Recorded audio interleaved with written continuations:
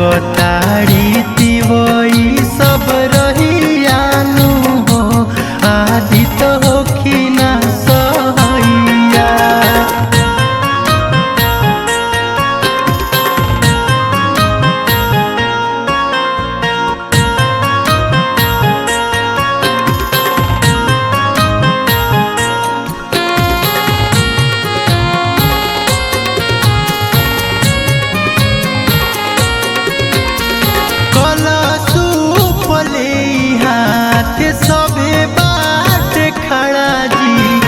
थर थर कापे देहिया लागता जाड़ा जी।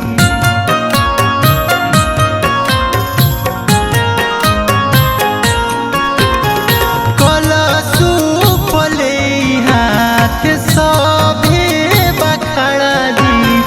थर थर कापे देहिया लागता जाड़ा जी।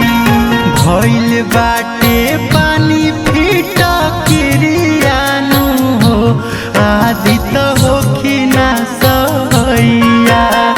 भइल बाटे पानी फीटा किरियानु हो आदित होखिना सहैया।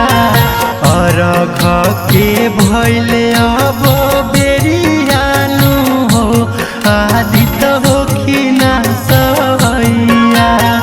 अरघ के भइल अब बेरियानु हो आदित होखिना सहैया।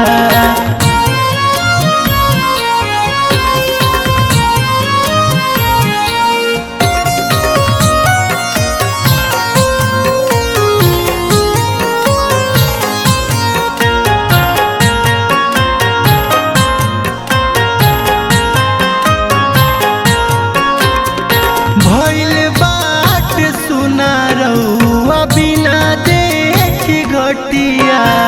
संटुआ गरीब के तू हरिल विपतिया।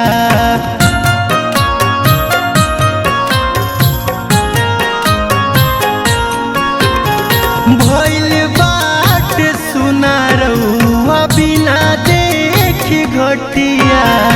संटुआ गरीब के तू हरिल विपतिया।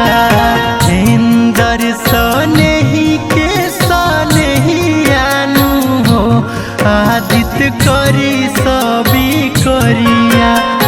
मंगल दिनेश के सनेहियानु हो आदित करी सभी करिया।